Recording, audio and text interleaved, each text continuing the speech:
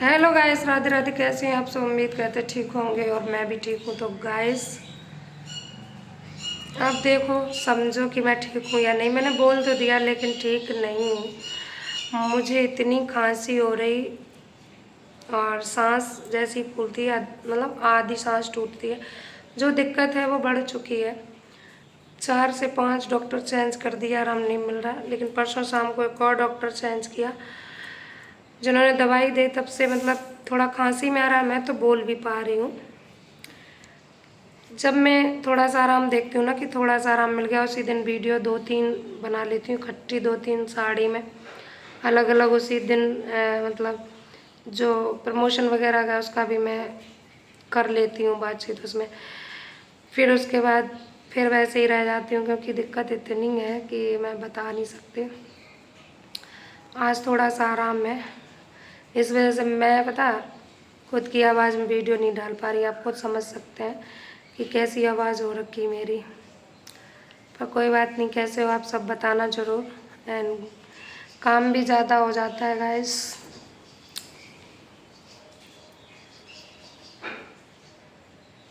डेढ़ महीने कैसे कट गए पता नहीं चला। ये पिंपल देखो कितना बड़ा हो गया, पक गया है गाइस। फौजी साहब को आए 1.5 महीने जैसा होने आया।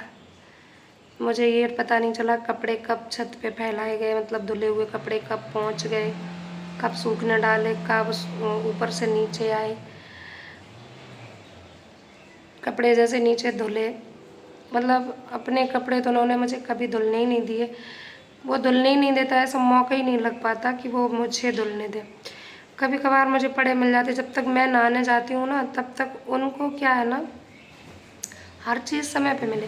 मान लो भी थोड़ी देर पहन के कहीं गए, उन्होंने 1 घंटे भी कपड़ा पहन लिया ना, और जैसे ही पसीना वसीना लगा तुरंत आके पानी में डाल दिया। और मैं नहाने के बाद मैं कपड़े वपड़े धुलती नहीं हूँ, एक कपड़ा नहीं धुल सकती मुझे। मतलब नहाने के बाद मैं बाथरूम में बैठना मुझे बड़ा उलझन सी लगती है। तो मेरा मतलब ये है कि कपड़े रख दो, सुबह नहाऊंगी तब धुलूँगी, या शाम को नहाऊँ, गर्मी है तो और टब में रख देना। वो रखते नहीं और मैं क्या बताऊँ आप लोग को, तो इस वजह से धुल नहीं पाती। कभी कभार भले मतलब धुलती हूँ, जो मौका ऐसा मिल गया कभी तो खुद ही धुल लेते हैं। खुद ही कब सूखने पड़े पता नहीं, कब उतार लाएंगे। मैं सो जाती हूँ, मौसम ख़राब हुआ, खुद चढ़ जाएंगे ऊपर छत पे और तुरंत उतार के लाएंगे। अगर 10 बारी पानी आया गया, खुल गया, तुरंत भाग के डाल देंगे। आध घंटे बाद बारिश होगी, फिर उतारने जाएंगे। मुझे तो एक बार छत पे चढ़ने में भी मतलब आपस ही सूझती है, और वो इतनी बारी चक्कर लगाते हैं। एक जूता धुलेंगे ना तो उसको 10 बारी ऊपर ले जाएंगे, नीचे ऊपर नीचे ऊपर करते रहेंगे। और गैस मेरे काम में भी पूरा मतलब मुझे दिक्कत हुई तो सारा काम मेरा मतलब साथ देते रहे। प्लस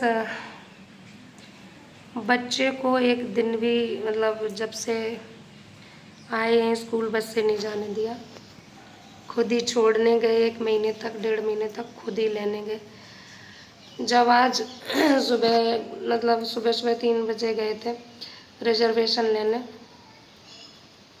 जो करंट में ही कराते तुरंत वो वाला, क्योंकि पहले कराया था वो कंफर्म नहीं हो पाई थी सीट। 3 बजे जग के चले गए थे स्टेशन, वहाँ से आए, फिर नहाया धोया, खाया पिया, 12 बजे बिस्तर पे लेटे। उनकी आँख सी थोड़ी लगी, सोने जा रहे थे और सोए नहीं। फ़ोन किया बेटे को, कहाँ पहुँचा? बोला ऐसे ऐसे डैडी। बोला ठीक है मैं आ रहा हूँ। बाइक स्टार्ट करी, बच्चे को लेके आए। बच्चे ने खाना पीना खाया पिया, बस फ्री होके बोला चलो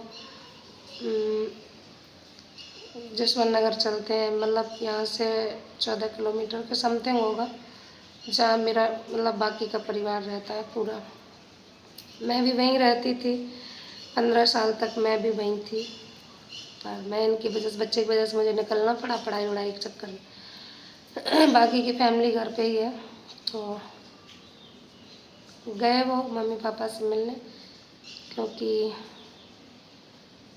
गैस वो गाड़ी आ गई, कल वो चले जाएंगे। उनसे इतना सहारा है, पता चलता है ज़िंदगी में जीवन साथी का क्या महत्व है।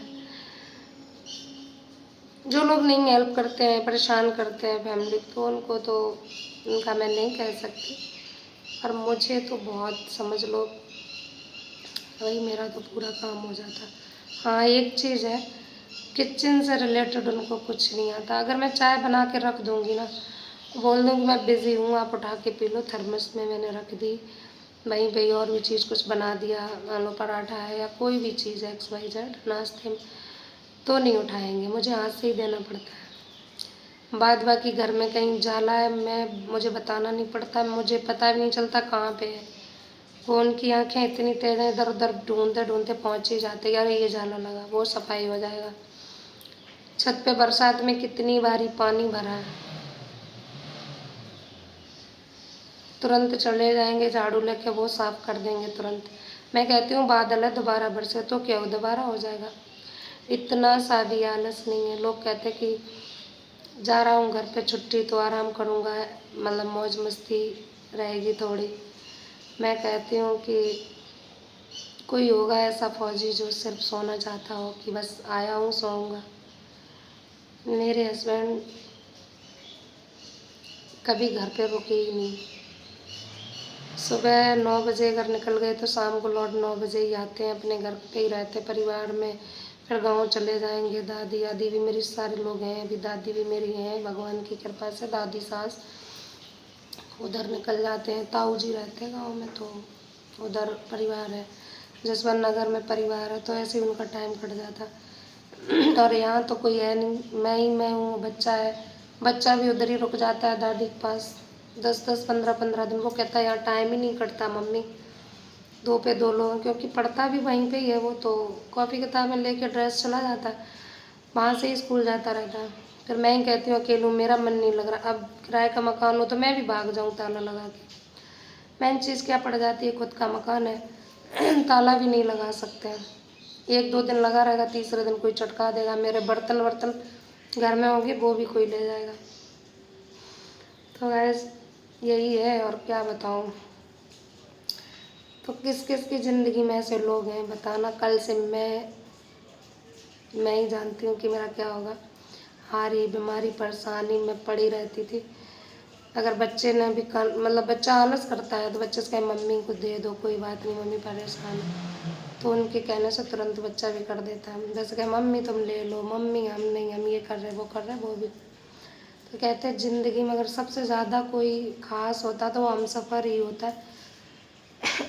वो ही हमारे दुख सुख में साथ होता है, परेशानी में साथ हो। बच्चे भी एक बार को आनाकानी करेंगे ना काम के लिए, पर वो एक शख्स ऐसा होता है कि अगर उसने आनाकानी करी भी तो हम हक से उससे लड़ सकते हैं, झगड़ सकते हैं कि तुम मुझे मेरा काम नहीं कर रहे हो, मेरा ये नहीं, मैं तुम्हारे लिए इतना कर देती हूँ, तुमसे इतना भी नहीं होगा, तुरंत करेगा। बाप के बाद अगर कोई दुनिया में अपना है, बाप के बाद अगर कोई भी दुनिया में अपना है तो बस वो एक ही शख्स है जिसने बाप की जगह ली है। पति हर तरीके से ली है, और ये रियल है कि उसने ली है जगह। वो सारी चीज़ें करेगा, खुद को परेशानी में डाल के भी मेहनत मजदूरी करके तुम्हारे शौक़ पूरे करेगा। और तो दुनिया में कोई कुछ भी कह ले, कुछ भी किसी से भी उम्मीदें लगा लो, अपनी ज़िंदगी ख़राब करो, मेरे समझ में कुछ नहीं है। ठीक है जी। कोई साथ नहीं देगा, कोई शख्स, परिवार का भी कोई शख्स साथ नहीं देगा। यहाँ तक कि शादी के बाद खुद के माँ बाप भी साथ नहीं। किसी कारणवश अगर आपके पति पत्नी में झगड़े हो रहे हैं, वो कहेंगे भैया अपना सुलझाओ, मेरी इज्जत की बात है, बदनामी मत कराओ, अभी ऐसा कुछ मत करना, जेलो सहो, बस उनके साथ रहो। मैंने ऐसे कई वो चीज़ें देखी हैं। ठीक है guys, bye bye, take care and love you all. अपना ख्याल रखना, फिर मिलते हैं। अभी फौजी साहब के लिए कुछ बना दें, चलती हूँ फिर।